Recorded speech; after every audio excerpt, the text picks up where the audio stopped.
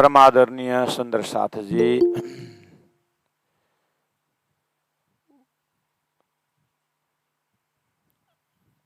श्रृंगार ग्रंथ है, प्रकरण 12 है, प्रकरण 13 और चौपे नंबर 21, 20-21 में हम लोग उपस्थित हैं। आइए वाणी चितौनी द्वारा श्री प्राणनाथ जी महाप्रभु हमें कहाँ पहुँचाने का और राजी महाराज के कौन से अंग से मिलाने का, उनका प्रयास और उनका प्यार और प्रेम का दर्शन करते हुए हम मजल को आगे बढ़ाएंगे। तो इन जुबा क्यों हो वहीं हक हादी सागर सुख, ए बारीक सुख विचार सके होशी मूल मेले के मुख। एक लक्ष्य है, हम जितने भी यहाँ तितर बितर जहाँ जहाँ भी हैं सब राज्य की अंगना है और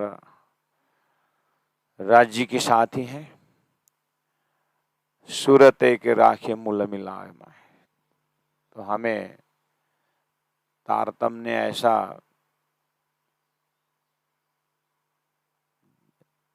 ऐसा चिंतन दिया हुआ है कि जैसे एक ही कमरा में 4-5 जने आराम से सोए हैं, है तो एक ही कमरे में, लेकिन सपना में जब जाते हैं, नींद का असर जब पड़ता है तो सपना में अलग अलग जगह जाते हैं और जैसे जग जाते हैं तो एक ही जगह जग जाते हैं। ऐसे ही अक्षर के सपना शास्त्र बता रहा है और ब्रह्मात्माएं पार में बैठे देखे प्रपंच हो रहा है। तो अब ये इसी ट्रैक को ध्यान से चिंतन से अपने को अनुभूति में उतारनी है और उसके लिए तारतम का कंक्रीट जो प्रोसेस है, उनका जो राजी महाराज का जो संदेश है, उसको कान द्वारा श्रवण करते हुए हृदय में उसका भाव पैदा करके शास्त्र दृष्टम गुरुवाक्यम, उसके बाद अपने परात्म के लिए तो फिर तृतीयम च आत्मनिश्चय। तो हमें बहुत सभी चीज बता करके लास्ट में श्रृंगार ग्रंथ में अब अपने हृदय में रखना क्या है, या तो अपने हृदय में है कौन उनका दर्शन करना है।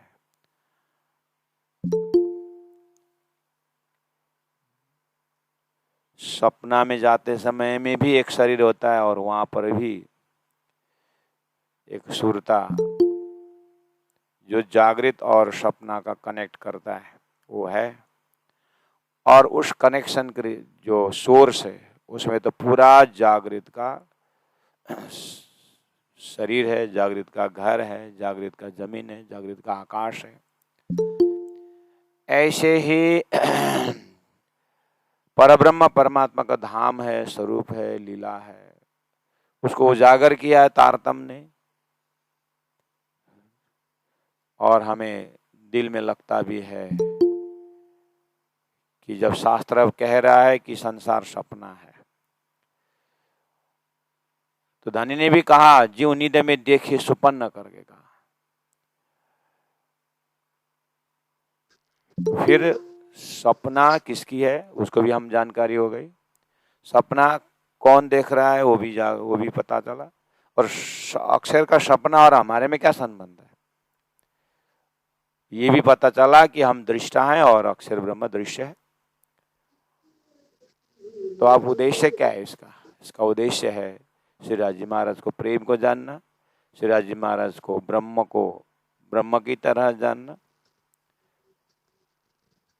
और उसमें मनुष्य शरीर का कीमत, मनुष्य शरीर का उद्देश्य, ये भी शास्त्र में बार गाया गया है। तो प्राण ने समर्थन किया कि मनुष्य शरीर के बिना ये ब्रह्म के विषय जानना समझना संभव नहीं है। तो धनी ने हमें वो भी प्राप्त कराया और ये भी बताया कि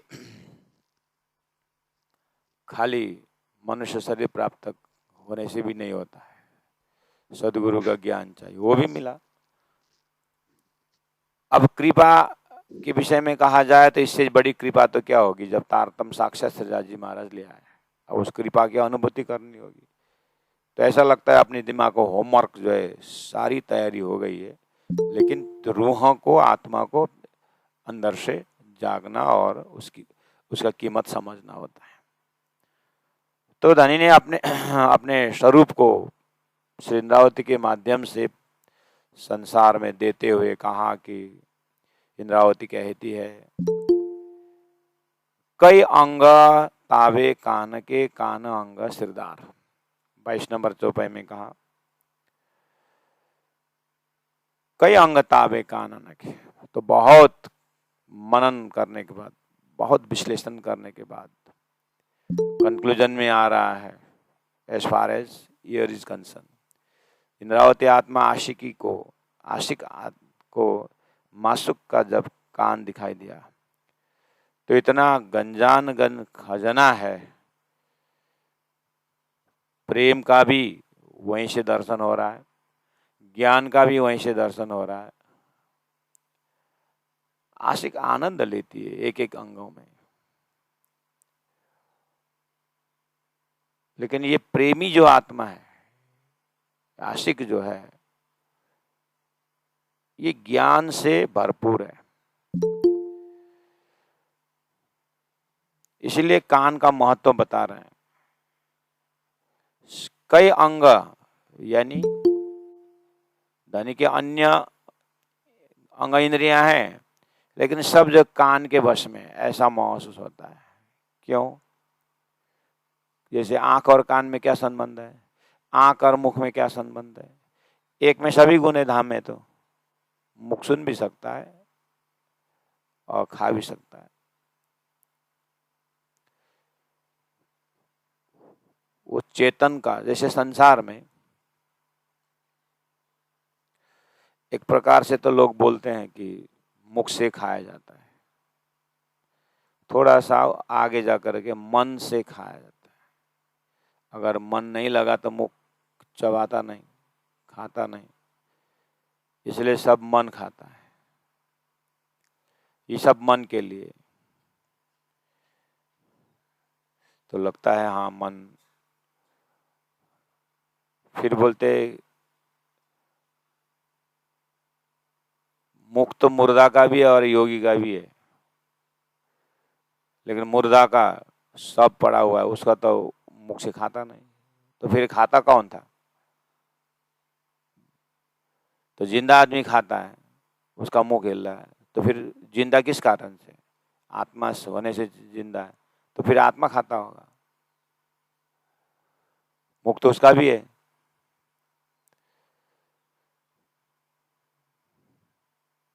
तो मुख तो खाता नहीं, आत्मा तो खाती नहीं है। आत्मा को तो कोई जरूरत नहीं बोलते। तो फिर खाता कौन है? तो बीच में फिर मन डाल दिया, मन खाता है। मन कभी अघाता नहीं, ऐसी सी बात आ गई। उसके परे बुद्धि है। फिर अगर बुद्धि डिसाइड कर लिया तो फिर मन नहीं खाएगा, बुद्धि डिसाइड कर ली तो फिर मन खाए, ऐसा मतलब बुद्धि खाती होगी। तो ये जो एक विवेचन है आत्मा तक पहुंचने का, लास्ट में आत्मा खाना न खाना इससे कोई, ये इंस्ट्रूमेंट की बात है, आत्मा सोर्स है। तो जो आत्मा का स्वरूप हर चीज दिव्य परम धाम में आत्मा का ही कान है, आत्मा ही संपूर्ण सांगोपांग शरीर ले रखा है। इस संसार में काल माया का शरीर है, फिर जाकर के योग माया का शरीर है, ऐसे ही परब्रह्म परमात्मा के धाम में आत्मा का शरीर है। तो यहाँ आत्मा आधार को देख करके एटलीस्ट झूठे ये द्वैत के संसार में आत्मा रूपी एक शक्ति कहे, एक जो भी हम कहें, जिसके होने से सब संभव हो रहा हो, तो वही उदाहरण एक बार फिर आप याद करें। मिठास जो रस है वो तो गन्ना में भी है, और उसको जमा करके इकट्ठा कर दिया जाए तो एक ढेगला बन जाए उस रस का, तो उसके लिए अनेक प्रोसेस से मिश्री तैयार करके रख दीजिए, उसका नाम मिश्री दे दीजिए, कोई बात नहीं।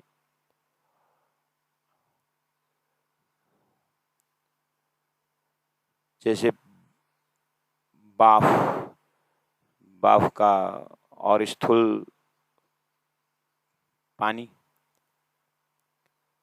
बाफ दिखता नहीं, पानी तो और स्थूल हो गया, उसी का दूसरा रूप है। और पानी का भी और स्थूल में जाए तो आइस है, बर्फ, तो बर्फ में पानी है, लेकिन बर्फ ही है, फिर पानी नहीं बोलते। जो उसी से बह के जो आता है पानी बोलते हैं, फिर बर्फ नहीं बोलते। अब उसी से वाफ जाता है तो फिर वो बाफ बोलते हैं, फिर आइस नहीं बोलते, है तो वही।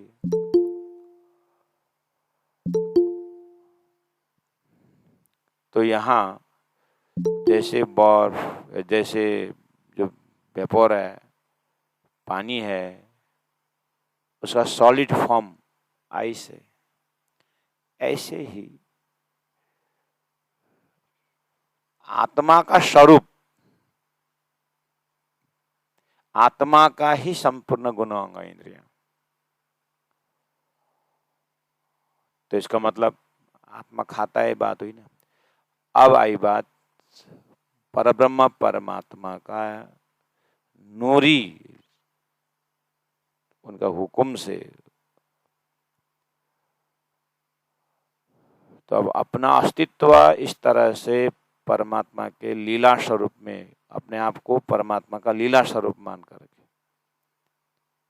जैसे सागर के लहर जो है, अगर लहर में चेतनता की बात डाल करके देखें तो लहर सागर को, अपने आप को लीला रूप मान सकता है। लहर अगर अग्नि में चेतनता का अनुभव करें तो उसमें जो ताप है वो अग्नि अपने आप, अग्नि में से उसको क्या लगेगा, मैं अग्नि का लीला रूप हूं। इसी तरह हमें अपने आप में राज्य महाराज का मैं लीला रूप आत्मा का ही स्वरूप, लीला रूप राज्य का ही स्वरूप हूं। जो परब्रह्म परमात्मा सच्चिदानंद अनंत अद्वैत साकार प्रेम जीवन सुंदर के लहरें होती लहर, तो आनंद स्वरूप है।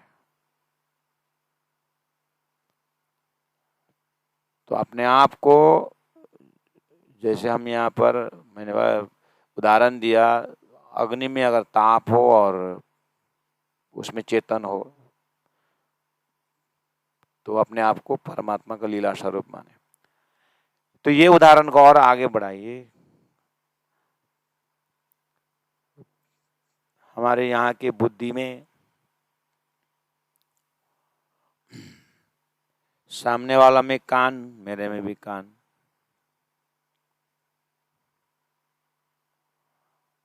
अब हमको दिमाग में रखा हुआ है ये जड़ है, कान जड़ है, इसलिए सामने वाला को भी जड़ है। अब वो जो बर्फ वाला है, बर्फ का उदाहरण, वो मिश्री का उदाहरण, वो आकार भी है और बर्फ में आकार है, पिघलने पर वो आकार नहीं रहता है, पानी रहता है। मिश्री को घोलने पर आकार नहीं रहता, लेकिन गुण रहता है, क्योंकि ये परिवर्तन है, संसार परिवर्तन, परमधाम अपरिवर्तनीय है। इसीलिए जिस तरह से हम कान को देख करके यहाँ सुनने की ताकत से आत्मा की अनुभूति होती है, सुनने की ताकत आत्मा की अनुभूति है। मुर्दा में कान है आकार, लेकिन सुनने की क्षमता शक्ति न होने से वो हमारा दिल वहां से उड़ जाता है। लेकिन लेकिन जिंदा आदमी का कान स्वरूप के साथ हम डरते नहीं हैं, मुर्दा के साथ डरते हैं। जिंदा आदमी के पास जाइए और कान में खुसखुसाइए, कान में व्हिस्परिंग करिए, डर नहीं लगता। और ये पता भी है कान जड़ है, फिर भी आदमी जिंदा है। तो कान को देख करके आत्मा की बात, आत्मा सुन रहा है। ये परम धाम में कान ही चेतन है। जैसे हमें आत्मा के लिए चेतन का विश्वास है ना, परम धाम का कान, आंख, नाक, पेड़ पौधे, नदी नाला ही चेतन है। और एक चेतन, एक में सभी गुण है।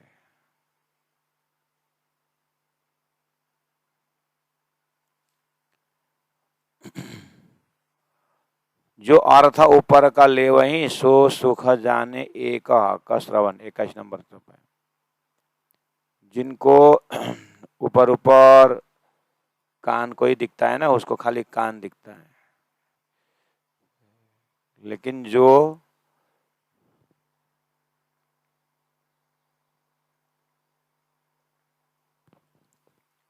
शुद्ध साकार रूपी धाम का तारतम द्वारा कॉन्शियसली अनुभव करेंगे, उनको एक कान में 1000 गुण दिखता है, एक लाखों कई गुण दिखता है। वही बोल रहे हैं, एक एक के कई अनेक सो कई गुण गमगज लेवे मोमिन।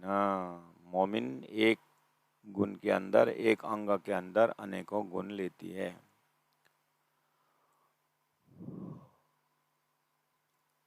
कई अंग तावे कान के, कान अंग सिरदार।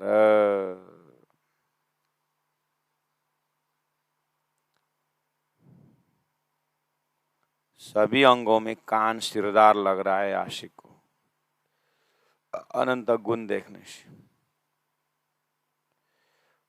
कोई होशी रूह रस की, सो जानेगी जाननहार। जानने वाला या जिसको जानना चाहिए वही जानते हैं, जो परम धाम की आत्मा है। कोई होशी रूह रस की, जो परम धाम की रूह हो तो वही जानेंगे जानने का चीज, और जानने वाले भी वही होंगे।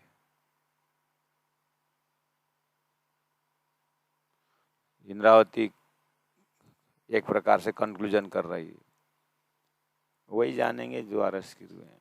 ऐसा क्या जानना है? जानना कि समझना है? या जानेगी मतलब समझेगी। जानना तो हर कोई जानता है।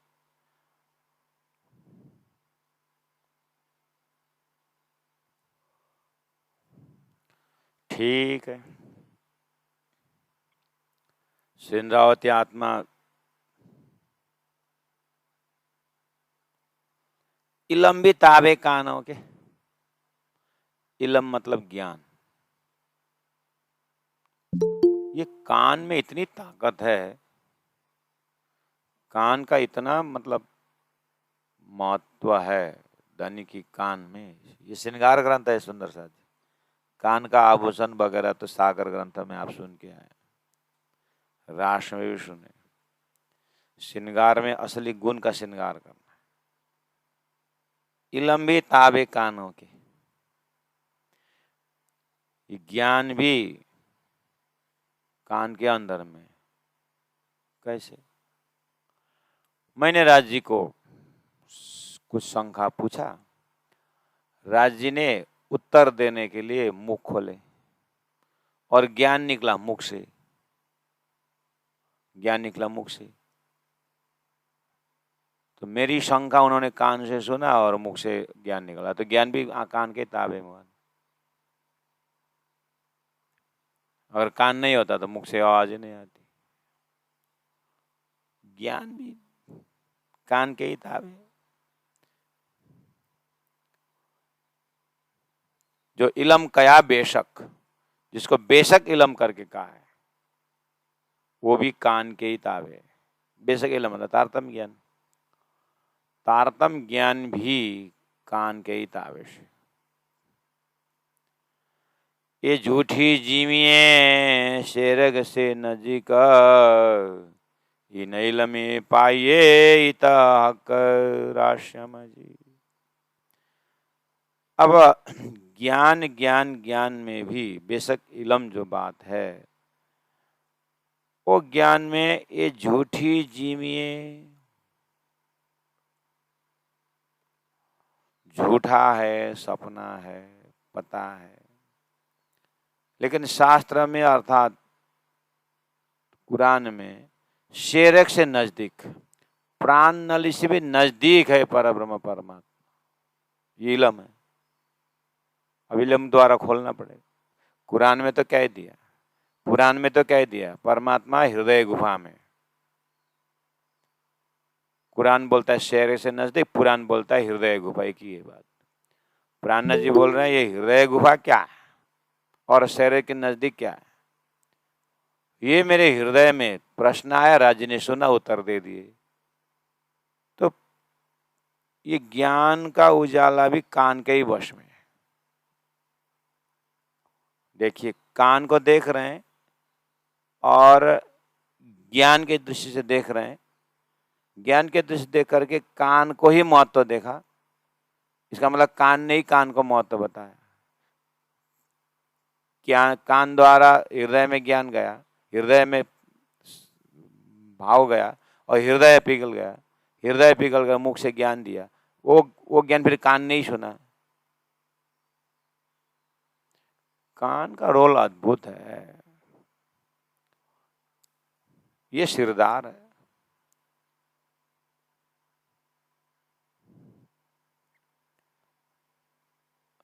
और शेरक से नजदीक, प्राण नली से भी नजदीक परमात्मा। कान ने सुना,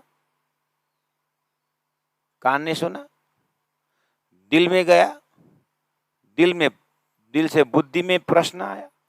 वो ये प्रश्न को फिर मैंने सदगुरु को पूछा, सदगुरु के कान से गया और दिल ने लिया और दिल से आंख में आया, आंख में से कृपा दृष्टि और मुख से ज्ञान की दृष्टि। आहा, कान बहुत मजबूत है।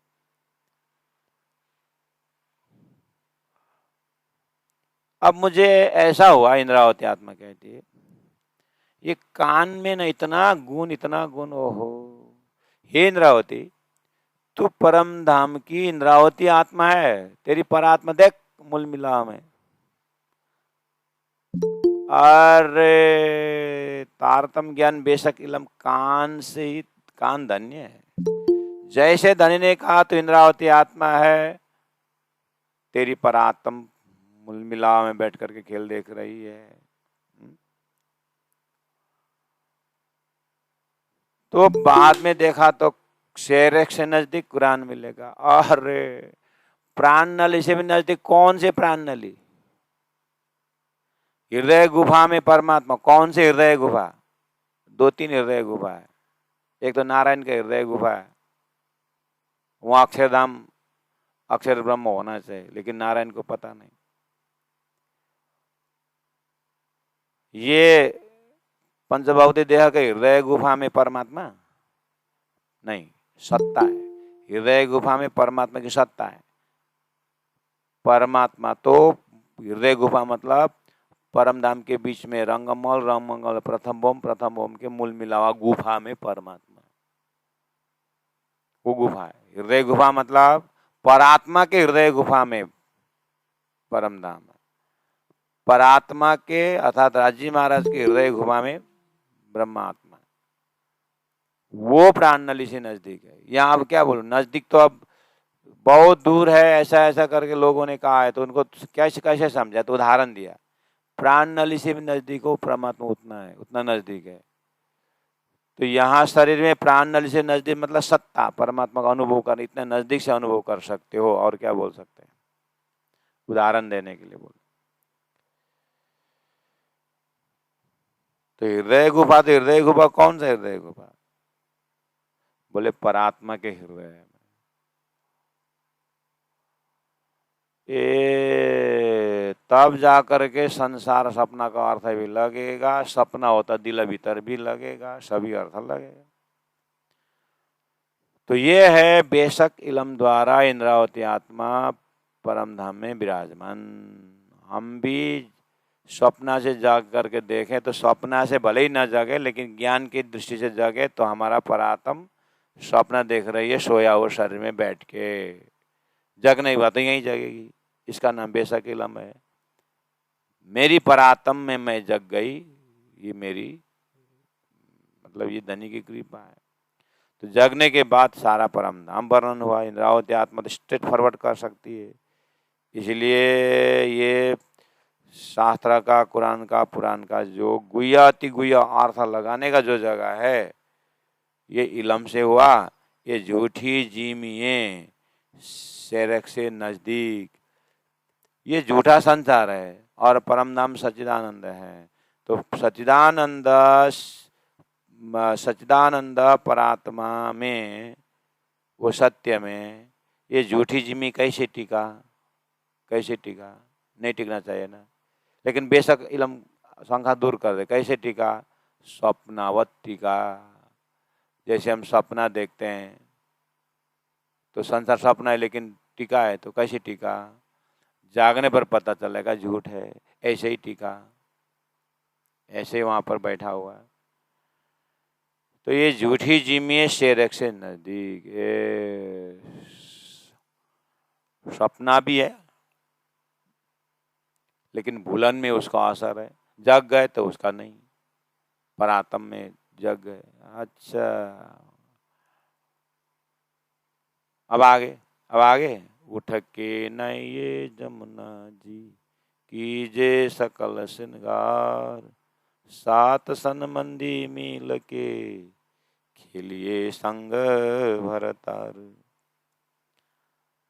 लेकिन ये सब संभव हुआ कान से ही हुआ, क्योंकि कान का मजल चल रहा है ना। पूरा कहीं से घूम से कान में, धनी का कान का नजर आशिकी इंद्रावती कर रही है। इसलिए झूठी जिमी से रख से नजदीक है। इना इला में पाइये इता हक, इना इला में पाइये इता हक, ये तारतम ज्ञान जो कान से सुना, ये इला में पाइये इता हक, यहीं पर, हक यानी परमात्मा, यहीं पर खेल देखेंगे, यहीं पर धन्य प्राप्त करेंगे। कब? इलम द्वारा। कहाँ? किस अंग से? कान से। यहीं पर, हाँ यहीं पर। इन इलम में पाइये इता हक, यहीं पर मिलता है। कहाँ? यहीं पर।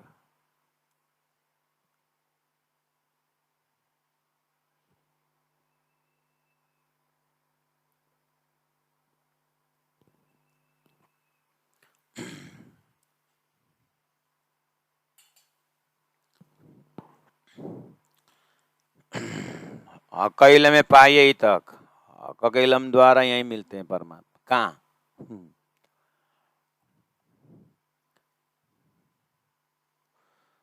सपना का साथी बोल रहा है परमात्मा कृपा से यही परमात्मा मिलता है, बोलता है सपना का साथी। जागृत वाला साथी बोलता है परमात्मा की कृपा से यहीं पर मिलता है, बोलता है। वो भी यहीं पर बोल रहा है, यहीं भी, यही भी यहीं पर बोल रहा है। दोनों ठीक ही बोल रहा है। वो सपना की बुद्धि से यहीं पर बोल रहा है और ये जागृत की बुद्धि से यहीं पर बोल रहा है। तो महामति प्राण जी यहीं पर कहाँ पर होगा? तो महामति प्राण जी का यहीं पर कहाँ है? इन इलमे पाये तक। तो ये भवसागर संसार के बीच में ही, इता मतलब यही, इसे पंचभौतिक देह से भी तारतम ज्ञान बेशक इलम द्वारा परमात्मा पाइए। कैसे पाइए? परात्मा दिखाई दे रहा है तो मूल मिला में दिखाई दे रहा है, सारा दिखाई, ब्रजरास दिखाई दे रहा है, संसार भी दिखाई दे रहा है। अब यहीं तहीं की बात नहीं है, जाऊं ता नजीक में। तो इलमे पाये तक कई गुण है कानन के, जाके ताबे दिल खसम। कान में कितने गुण है, और जाके ताबे दिल खसम, परमात्मा का दिल, खसम का दिल भी कान के ही ताबे में है। किसी को वश में करना हो तो साम दाम दंड भेद, वशीकरण यह मंत्र है, त्यजदे वचन कठोर। वश में, प्रेम से सबको वश किया जाता है, ऐसा बोलते हैं ना। तो यहाँ जाके ताबे दिल खसम, खसम का दिल भी कान के ताबे में है। कैसे?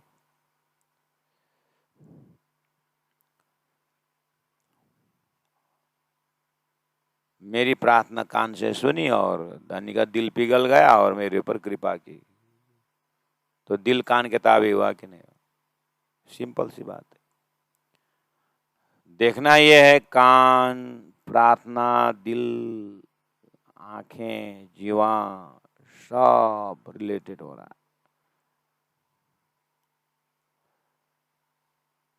मिश्री का ही शरबत है, मिश्री का ही ये है, उसी का आइटम है। ऐसे ही सच्चिदानंद का ही आइटम है ये। कान तो एक मात्र बहाना है, मतलब एक मात्र सैंपल है। हर कार्य कान से, चेतनता से व्यापक है। कई गुण है कानन के, जाके ताबे दिल खसम।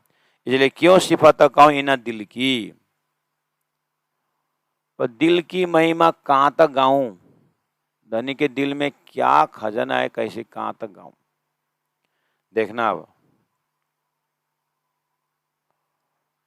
और दिल में तो मेहर सागर है, दिल में दया का सागर है, दिल में ज्ञान का भंडार है ना। तो ऐसा दिल को मैं कैसे व्याख्या करूं? क्यों कहूं सिफत कहूं ना दिल को?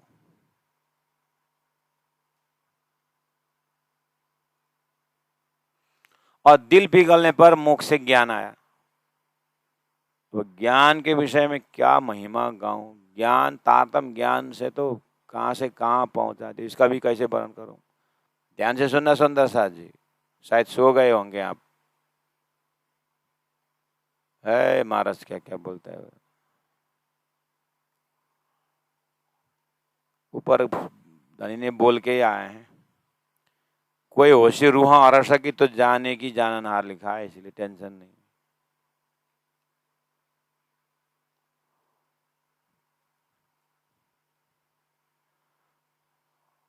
हुक्म क्यों सिफत कोई न दिल की, जिन दिल ताबे हुकुम। उस दिल, पहला तो दिल को ध्यान दीजिए। दिल में मेहर सागर है, दिल में कृपा है, दिल में ज्ञान है, सब हम आत्मा के लिए, धनी के अंदर। फिर बोले दिल, जिन दिल ताबे हुकुम, उस दिल के ताबे हुकुम भी दिल के ताबे है। हाँ, दिल कहेगा जाओ हुकुम, उसको ये बता दो, तो हुकुम स्वरूप धारण करके काम करेगा। दिल में हुआ, व्यवहार में भी देखिए, जिसके ऊपर आपका दिल कबूल करता है कि आपका हुक्म मानेगा, तभी हुक्म करोगे ना। इसका मतलब उसके पीछे भी तो प्रेम ही है। आपका दिल में पूरा विश्वास है कि ये मेरा हुक्म मानेगा, तभी हुक्म करोगे। जैसे हुक्म किसके ताबे है? दिल के ताबे है। और दिल किसके ताबे है? कान के ताबे। इसीलिए कई अंग ताबे कान के, कान अंग सिरदार। ये श्रृंगार सागर ग्रंथ में राजयोग माया का कान का श्रृंगार था।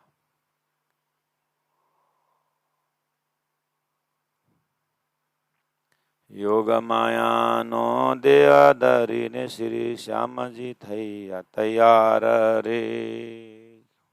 बहुत सुंदर रास का वर्णन। कान फिर भी योग माया का कान है। संसार छोड़ा हुआ कान है, परमधाम जाना हुआ कान नहीं है योग माया। सदगुरु का कान, सदगुरु का जमाना का कान बहुत उच्च कोटि का कान, परम नाम साक्षात से तारतम महामंत्र को सुनने वाला कान। गांग जी भाई का कान महान कान, लेकिन 18 बानी बार बार सुनने का मौका उस कान को भी नहीं मिला। अपने जमाने तक आइए तारतम बानी का पूर्ण आर ले, इसलिए समय में जाग जाए। कान बहुत सिरदार है कान। श्रीरावती आत्मा यही कान से जगी, मंगलदास गुरु जी यही कान से जगे, पीताम्बर दास महाराज यही कान से जगे, लालदास जी महाराज यही कान से जगे, केशवदास महाराज यही कान से जगे, भीम भट्ट श्याम भट्ट यही कान, भैरव सेठ जैसे भी यही कान है। अगर कान न होता तो ज्ञान कैसे होता? सबका ताबे एक कान, ये सब मतलब सबको बस में रखा है कान। धनी का कान देखिए, अपने कान देखिए, और देखने के बाद फिर दिन भर वो कान के साथ रहिए। हम तो बस सुबह थोड़ी देर राज्य के कान की बात कर, दिन भर अपने ही कान के पीछे भागते हैं, है ना।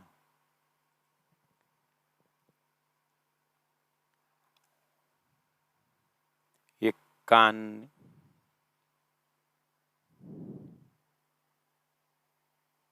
सारा महाभारत, अंधा का पुत्र अंधा ही होता है। द्रौपदी ने इतना बोल दी, अब दुर्योधन का कान ने सुना। हाँ, महाभारत शुरू, 100 कौरव खत्म। कान ने है ना, ये कान ने आई लव यू बोल दिया, सुन दिया, बस। मुख ने सेम टू यू बोल दिया, चालू। चाहे संसार में फंसना हो, चाहे परमधाम में उठना हो, कान सिरदार है। इसलिए धनी ने धनी तो बहुत लिया, पर लिया ना आरामखोर। ए कान, तू क्या कर रहा है? हे परात्म का कान, हे परात्मा का नजर, अभी तक अक्षर नहीं देखा था, कितना आनंद आता। देख लिया अक्षर, सुन लिया धनी का कान ने, भेज दिया खेल में। यहाँ के हावे 12 कौओं के टली करके कान पकड़ी इंद्रावती ने, धनी के कान में पहुंचा और वाणी उतरना शुरू हुई, और एक कान नहीं जगा है। फिर इलम भी ताबे कानों के, जो इलम कया बेशक, ये झूठी जिमिए से रग से नजीक इनक इलमे पाया इतह का। कई गुना है कानन के, जाके ताबे दल दिल खसमाम। ये सीक्वेंस पकड़ना है। कान का टॉपिक है, कान को देख रहे हैं, कान के साथ साथ दिल देख रहे हैं।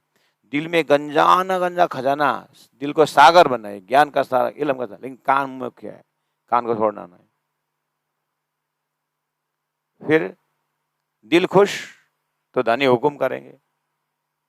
आहा, हुकुम, अब हुकुम के ताबे क्या क्या हुआ, सब हुकुम से हो रहा है। लेकिन हुकुम दिल के ताबे, दिल कान के ताबे, मूल को मुख्य तो कान ही है।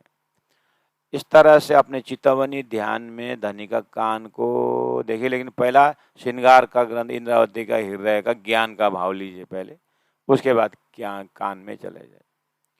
धनी के कान में अगर वहां डूबते डूबते अपने आप को खोए ना पाए तो कोई बात नहीं,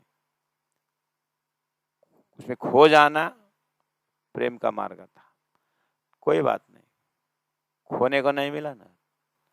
तो फिर लज्जत में डूब जाइए।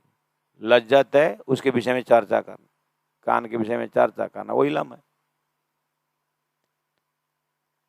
लज्जत लीजिए फिर। आहा क्यों सिफत कोई न दिल की जिन दिल ताबे हुक्म, हुक्म इलमा ताबे कान के, मेहरा दिल ताबे इशक के, क्यों कहो इनसे आगे वचन कानो ताबे भय सागर। इस तरह से कान तो सभी गुना अंग इंद्रियों का सागर रूप हो गया। इंद्रियों में सागर कान, ये सब संभव है कान से। आहा तो इसलिए 25 नंबर चौपाई में देखिए क्या कहा, हुक्म इलम ताबे कान के, है ना। हुक्म भी कान के ताबे, इलम भी कान के ताबे। हुक्म प्राण राज्य के विवेचन में और इलम राज्य के दिल में, बुद्धि में, और मेहरा दिल, दिल में मेहर है। मेरा दिल ताबे इशक के, इशक के ताबे में, प्रेम के बस में है दिल। लेकिन सब कान से संभव है। क्यों कहो इनसे आगे वचन, इससे आगे मैं क्या वचन कहूं, कानो ताबे भय सागर। इस तरह से कान ही सबका सागर हो। ओहो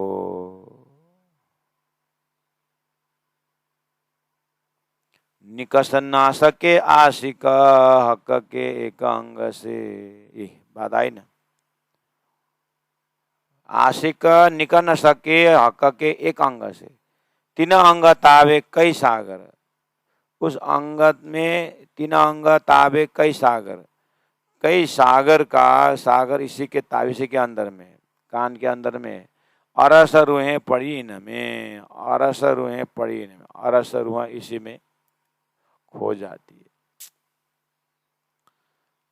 जो सागर कहे ताबे कान के, तीन सागरों ताबे कई सागर। जो गुण देखो हक अंग, जो गुण देखो हक अंग, हक एक अंग, या ते रूह निकसे क्यों कर।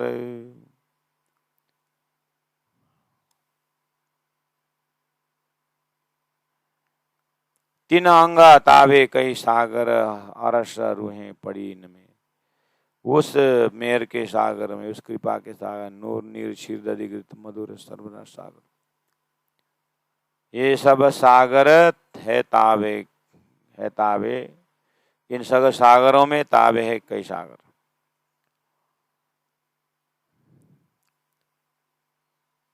जो गुण देखो हक अंग, हक एक अंग, या थे रूह निकसे क्यों कर।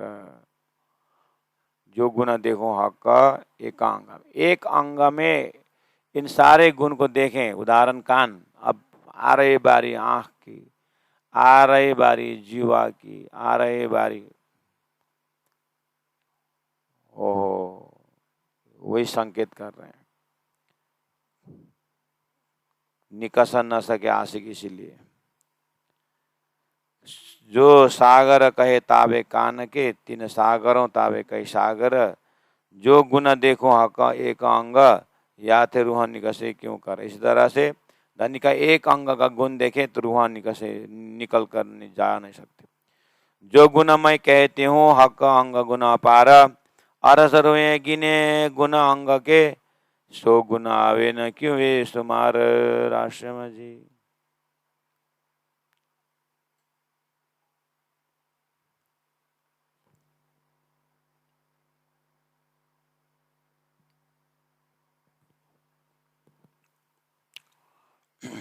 28 नंबर चौपाई में, जो गुण मैं कहती हूँ, एक कान एक अंग का गुण मैं कहती हूँ। हक अंग गुण अपार कहती हूँ मैं, हक अंग गुण अपार। मेरे एक रूह ने, मेरे एक इंद्रावती आत्मा ने मैंने देखा और वर्णन कर रहा था, तो कई गुना का अंग गुना अपार है। इस तरह से 12,000 ब्रह्मात्मा बोलते हैं। इस तरह से, किस तरह से? हक अंग गुण अपार करके 12,000 ब्रह्मात्मा बोलते हैं। और सब 25 पक्ष परम धाम के सभी बोलते हैं, धनी का गुण अपार, धनी का गुण अपार है। तो ये परम धाम के सब चैतन्य आत्माओं ने धनी का गुण अपार करके एक ही साथ बोले, तो गुण कितने सागर हो गए।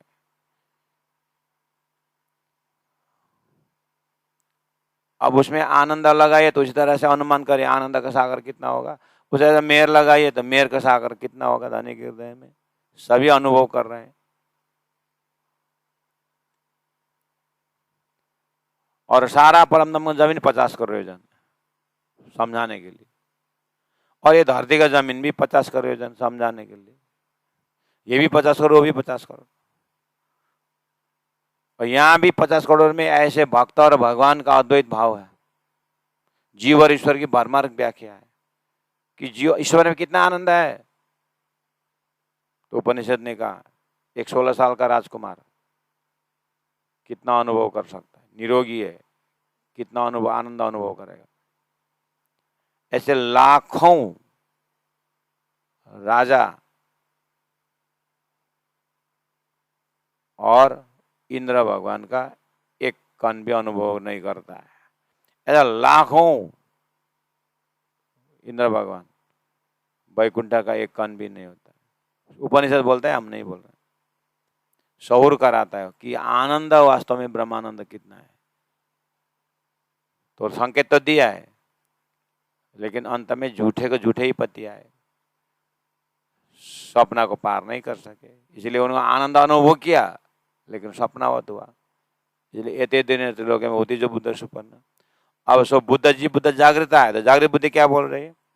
जागृत परम धाम के जागृत हृदय में जागृत ही आत्मा कितने गहराई से समझती है। सो सागर कहे तावे कान के तीन सागरों तावे कई सागर। समझ में आया? जो सागर कहे तावे, कान के तावे में एक सागर, इलम का सागर इंद्रावती ने अनुभव की, ईशक का सागर इंद्रावती ने अनुभव की। ऐसे अनुभव 12,000 कर रहे हैं। तो 12,000 एक एक सागर का 12,000 से आनंद कर रही, ले रही है। तो तीन सागरों ताबे कई सागर नहीं हुआ, कितने अंदर सागर में आनंद है। तो सब कान का ही ताबे तो हुआ। जो गुना देखो आका एक अंग, जो गुना देखो आका एक अंग, आका का एक अंग में जो मैं गुण देखता हूं, 12,000 उसी में देख रहे हैं, उस 12,000 उसी तरह से देख रहे हैं। अब समझ 12,000 ने समझा हुआ में ये मेरी रूह डुबकी लगाना चाहती है।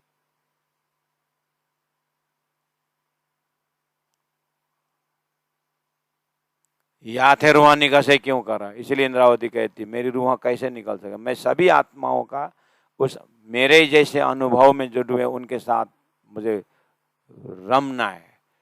उन्होंने हृदय में जो धनी का प्रेम रखा है ना, उसके साथ मुझे रमना है। उसी का नाम है, गुरु जी मंगलदास ने कहा, तुम मनमुखी बनोगे, गुरुमुखी बनोगे। गुरुमुखी अर्थात इंद्रावती मुखी अर्थात राज्य मुखी बनेंगे तो भरमार आनंद ही आनंद। इसलिए रूहा याते रूहा निकल से क्यों करा। जो गुण मैं कहती हूँ एक अंग गुण अपारा, 18वें गिने गुण अंग के, 18वें 12,000 गिनते हैं। इसलिए 100 गुना आवे, 100 गुना आवे न क्यों सुमार, इसलिए वो कोई हिसाब में नहीं आता।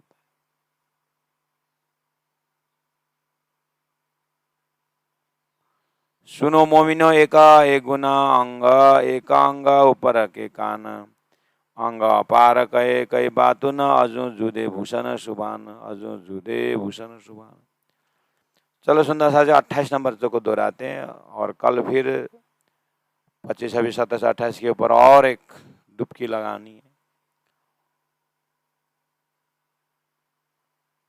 फिर आगे कितना बनता है, दौड़ धूप नहीं है, ये तो आगे बढ़ना नहीं है। चौपाई सार दे रहा है, हमें डूबना है अंदर और उसी में खो जाना है, वो स्थिति में आना है। उसी का नाम संसार के हिसाब से अब पागल बोलेंगे, बेकार का आदमी बोलेंगे, मुर्दा बोलेंगे, कुछ भी बोलेंगे। संसार के तरफ से वो मरा हुआ दिखता है, संसार के हिसाब से वो नाकाम है, बेकार है। उसी का नाम है तना शो है रूहानी सदी न जागे। इसी का नाम है जल में नहाइए कोरे रहिए। संसार में देखने के लिए सब ठीक ठाक है, लेकिन अंदर में ये सागरों में डूबा होना चाहिए। उसी का नाम है आनंदे रोता रमिए में। आनंदे ये सागर पा करके आनंद, आनंदे रोता। अब ये धनी से दूर हो रहा है, रोना है। रमिए काम भी करना है, संसार में काम भी करना है, और संसार का रंग लगना नहीं है। कीचड़ से ही कमल है, लेकिन कीचड़ कमल लगता नहीं। संसार का ही, प्रकृति का ही ये गुणांग इंद्रिय, लेकिन प्रकृति का गुण इसके अंदर नहीं चढ़ना चाहिए। इसीलिए क्या कैसे संभव है? तारतम द्वारा संभव है। जो गुण मैं कहती हूँ अकांग गुण अपार, और सरुए गिने गुणांग के, जाते रूहन कसे क्यों कर,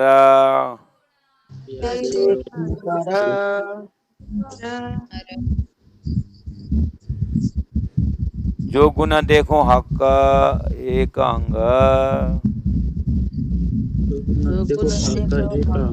चौबे नंबर 28 है। जो गुण मैं कहती हूँ अकांग गुण अपार, और सरुए गिने गुणांग के,